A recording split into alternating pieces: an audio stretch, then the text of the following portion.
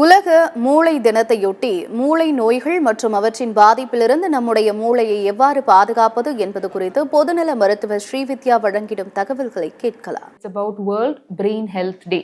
So World Brain Health Day அதாவது மூளை and மூளையுடைய ஆரோக்கியம் சம்பந்தப்பட்ட நாளுங்கிறது ஜூலை 22 ஒவ்வொரு வருஷமும் நம்ம கொண்டாடுவோம்.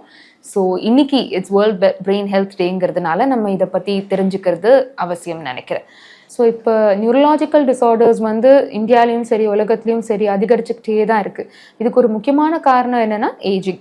ஏன்னா இந்த 60 years 60 வயசுக்கு மேலே உட்பட்டவங்களோட மதிப்பு அதிகரிச்சுக்கிட்டே இருக்கு.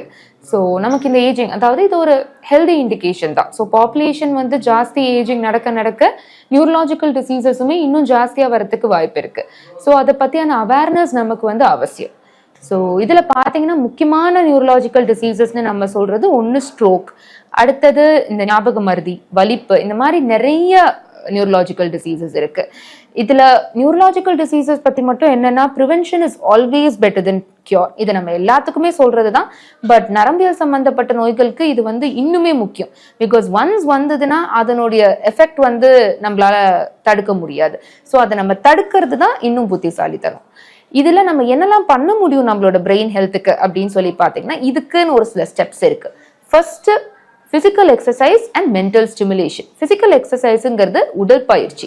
நம்ம எந்த அளவுக்கு உடற்பயிற்சிங்கிறது not only for the body, it is very very important for the brain as well. உடற்பயிற்சி செய்யும் போது நம்ம பாடியில ஒரு சில ஹார்மோன்ஸ் ஒரு சில சப்ஸ்டன்சஸ் அதிகரிக்கும். ஃபார் எக்ஸாம்பிள் என்டார்ஃபின்ஸ் சொல்லுவோம். ஸோ இதெல்லாம் அதிகரிக்கும் போது அல்டிமேட்லி இதெல்லாம் பிரெயின் ஹெல்த்துக்கு ரொம்ப ரொம்ப நல்லது.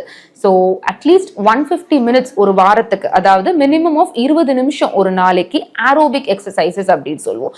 ரெண்டாவது பிசிக்கல் எக்ஸசைசஸ் மட்டும் இல்லாம மென்டல் ஸ்டிமுலேஷன், அதாவது நம்மள காக்னிட்டிவ்லி மென்டலா ஆக்டிவாவே வச்சுக்கணும்.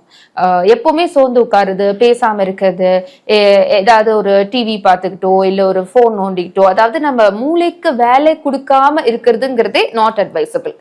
நிறைய மத்தவங்க கிட்ட நம்ம சுத்தி இருக்கிறவங்க கிட்ட பேசணும். முதல்ல இந்த மொபைல்ல மூழ்கி போறதும் இந்த டிவியில மூழ்கி போறதுமே நம்மள ரொம்ப லேசி ஆக்கும். சும்மா ஒரு ஸ்கிரீனை நம்ம ஸ்வைப் பண்றதுனால ஒண்ணுமே நடக்க போறது கிடையாது. இதனால நம்ம brain will become very very lazy. So அதை முதல்ல அவாய்ட் பண்ணணும். ஃபிஷ் ஆயில்ஸ் ரொம்ப நல்லது நமக்கு, எஸ்பெஷலி சால்மன் ஃபிஷ், அதுல இருக்கிற ஆயில்ஸ் ரொம்ப நல்லது. அதே மாதிரி எப்பவுமே இந்த மைதா குறைவா, சுகர்ஸ் கம்மியா, இந்த பாஸ்தா, ரோல்ஸ், இந்த மாதிரியான சப்ஸ்டன்சஸ் எல்லாத்தையுமே அவாய்ட் பண்றது பெட்டர். அண்ட் தென் ரொம்ப முக்கியமானதுன்னு பாத்தீங்கன்னா பிரெயின் ஹெல்த்துக்கு தூக்கம். So minimum of 7 to 8 hours of good sleep per day. இந்த 7 to 8 hours ஸ்லீப்புங்கிறது ஆல்வேஸ் பெஸ்ட் டைம் டு ஸ்லீப்புங்கிறது 10 to 5 தான். ஸோ அந்த நேரத்துக்கான தூக்கத்தை நம்ம விட்டுறக்கூடாது. அது ரொம்ப ரொம்ப அவசியம் பிரெயின் ஹெல்த்துக்கு. ஸோ தூக்கம், நல்ல exercise, physical exercise, mental exercise, ஹெல்தியான உணவுகள், அண்ட் கம்மியான சோஷியல் மீடியா, கம்மியான மொபைல் யூசேஜ், கம்மியான டெலிவிஷன் யூசேஜ், வித் நிறைய நம்மளை சுத்தி இருக்கிறவங்களோட பேசுறது, இன்ட்ராக்ட் பண்றது, இந்த அளவுக்கு நம்ம ஹெல்த்தை நம்ம பார்த்துக்கிட்டாலே போதும். நம்ம பிரெயின் ஹெல்த் நல்லா தான் இருக்கும்.